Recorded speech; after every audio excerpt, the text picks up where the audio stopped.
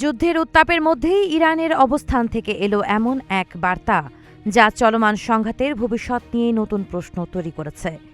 সামরিক প্রস্তুতি অব্যাহত থাকলেও তেহরান কি এবার সংঘাত থামানোর পথ খুঁজছে? যুক্তরাষ্ট্রের সঙ্গে কয়েক মাস ধরে চলা যুদ্ধ এখনই শেষ করার আহ্বান জানিয়েছেন ইরানের প্রেসিডেন্ট মাসুদ পেজেশকিয়ান।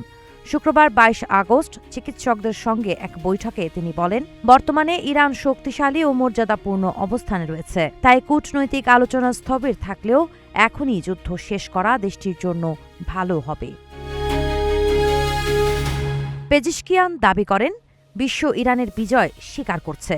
একই সঙ্গে যুক্তরাষ্ট্রের বিরুদ্ধে আন্তর্জাতিক আইন লঙ্ঘনের অভিযোগ তুলে তিনি বলেন, দেশটি ইরানের স্কুল, হাসপাতাল ও অবকাঠামোয় হামলা চালিয়েছে।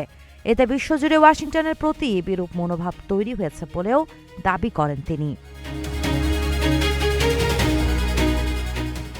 এবছরের জুনে যুক্তরাষ্ট্রের সঙ্গে করা সমঝোতার স্মারক নিয়েও কথা বলেন পেজেশকিয়ান। কট্টরপন্থীদের সমালোচনার জবাবে তিনি দাবি করেন, ওই চুক্তিতে আত্মসমর্পণের কোনো শর্ত নেই। তবে যুদ্ধ থামানোর বার্তার পাশাপাশি সামরিক প্রস্তুতিও অব্যাহত রেখেছে তেহরান। সশস্ত্র বাহিনীর chief of staff major general Ali Abdollahi জানিয়েছেন, স্থল, সমুদ্র, আকাশ প্রতিরক্ষা ও সাইবার সব ক্ষেত্রেই বাহিনী প্রস্তুত। নতুন হামলা হলে শত্রুকে কঠোর ও বিধ্বংসী জবাব দেওয়ার হুঁশিয়ারও দিয়েছেন তিনি।